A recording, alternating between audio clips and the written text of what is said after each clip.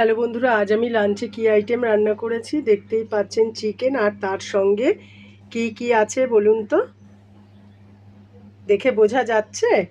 আমি কিন্তু আজকে আলু আর পেঁপে দিয়ে চিকেনটা করেছি, আর এই চিকেনটা খেতে যে কী অসাধারণ লাগে, এটা কিন্তু একটু অন্যরকমভাবে আমি চিকেনটা করেছি। যদি ভালো লেগে থাকে অতি অবশ্যই আপনারা এইভাবে করে খাবেন। এবার দেখুন আমি কিভাবে রান্নাটা করেছি সেটা আপনাদের সঙ্গে শেয়ার করব। চলুন দেখে নিই আমি কিভাবে এই চিকেন কারিটা করেছি। আমরা ভেজিটেবল দিয়ে চিকেন খাই, কিন্তু এটা একটু অন্যরকমভাবে করেছি। চলুন দেখে নিই। এখন আমি চিকেনটা কীভাবে করছি। চিকেনে আগে আদা, পেঁয়াজ, রসুন, টমেটো, কাঁচা লঙ্কা ভেজে নিয়েছি, তারপর চিকেনটা দিয়েছি। চিকেনটা দিয়ে বেশ ভালো করে নাড়াচাড়া করে একটু ভাজা মতো হয়েছে চিকেনটা। তারপরে কিন্তু আমি এই আলু পেঁপেটা দিয়ে দিলাম।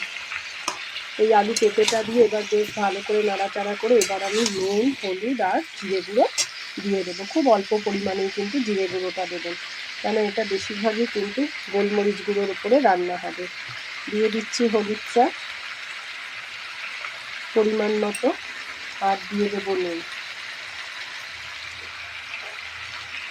আমি চিকেনটা কিন্তু বেশ ভালো করে মশলার সাথে কিন্তু ভেজে নিয়েছি, তারপরে এই সবজি আর মশলাটা দিলাম। নুন, হলুদ আর জিরে গুঁড়োটা এবার দিয়ে দেবো, দিয়ে নাড়াচাড়া করে এবার আমি ঢেকে দেবো। এই চিকেনটা খেতে কিন্তু অসাধারণ লাগে। এই চিকেনের টেস্টটা হবে কিন্তু একেবারে অন্যরকম। এবার আমি জিরে গুঁড়োটা দিয়ে দেবো। দেখুন এই যে আমি দিয়ে দিয়েছি জিরে গুঁড়োটা অল্প করে। এইবার আমি বেশ ভালো করে আবার একটু কষিয়ে দেবো। যেহেতু চিকেনটা ভাজা আছে না, খুব বেশি সময় লাগবে না, এই আলু আর পেঁপেটা সেদ্ধ হতে যতটুকু টাইম। আমি বেশ ভালো করে চিকেনটাকে কিন্তু আজকে ভেজে নিয়েছি। আজকে চিকেন ভেজে রান্নাটা করলাম। আজকের আলুগুলো দেখুন পেঁপের সাইজে দিয়েছি। যেভাবে মাংসের মধ্যে আলু দিই আজকে কিন্তু সেরকমভাবে আমি দিইনি। আজকে পেঁপে আর আলু একই রকম সাইজের দিয়েছি, যাতে তাড়াতাড়ি হয়ে যায়। এবার একটু কষতে সময় দেবো। দেখুন চিকেন থেকে একদম তেল ছেড়ে এসেছে, সুন্দরভাবে কষানো হয়ে গেছে। এবার আমি গরম জলটা দিয়ে দেবো, দিয়ে আমি এবার ঢেকে দেবো। কোনো রকম জল কিন্তু দেখতে পাচ্ছি না, শুধুই তেল। এবার আমি ঢেকে দেবো, গরম জলটা দিয়ে আমি ঢেকে দেবো। আমি এই গরম মশলাটাকে এবার একটু থেতো করে নেব।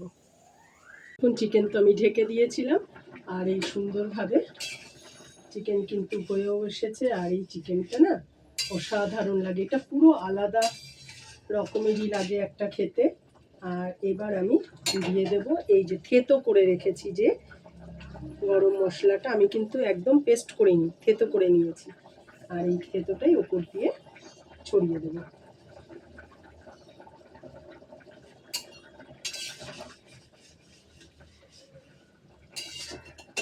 এরপর দিয়ে দেব গোলমরিচ গুঁড়ো। আর আমি গোটা গোলমরিচ তো ফোড়নে দিয়েছিলাম। আজ কিন্তু আমি গরম মশলা কিন্তু গোটা গরম মশলা কিন্তু মশলার সঙ্গে কিন্তু ফোড়নে দেইনি, এই এখনই দিলাম। আর এবার আমি দিয়ে দেব গোলমরিচ গুঁড়োটা। গোলমরিচ গুঁড়োটা কিন্তু ফোড়নে দিয়েছিলাম।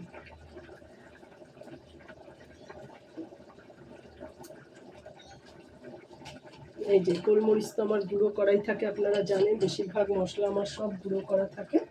এবার আমি দিয়ে দেবো কিছুটা গোলমরিচ গুঁড়ো।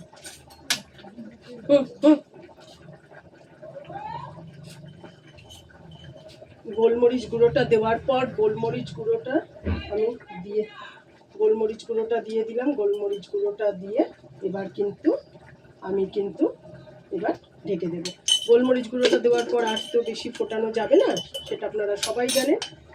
আর আপনারা যদি মনে করেন একটু ঘি দেবেন, দিতে পারেন, কিন্তু আজ কিন্তু আমি আর কোনো ঘি অ্যাড করবো না। এভাবেই আজকে রান্নাটা আমি আপনাদের সঙ্গে শেয়ার করলাম। যদি ভালো লেগে থাকে অতি অবশ্যই লাইক, কমেন্ট, শেয়ার করবেন। ইউটিউব চ্যানেলটা ফলো করলে অতি অবশ্যই সাবস্ক্রাইব করে দেবেন। একেবারে চিকেন রেডি। এভাবে কিন্তু আপনারা অতি অবশ্যই করে খাবেন। আমি যেভাবে বললাম আপনারা সেভাবে করে খাবেন। একটু অন্য ধরনের হয়, ফ্লেভারটাও অন্য রকমের আসে, খেতেও কিন্তু ভালো লাগে।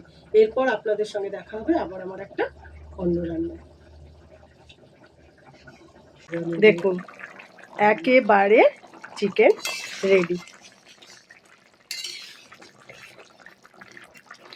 এটা কিন্তু আপনারা লুচি, পরোটা, রুটি যার সাথেই বলুন না কেন সব কিছুর সঙ্গে ডিনারেও ব্যবহার করতে পারেন, আবার আপনারা লাঞ্চেও কিন্তু ব্যবহার করতে পারেন। আপনাদের যেটা খুশি সেভাবেই কিন্তু আপনারা এই রান্নাটা করে খেতে পারেন।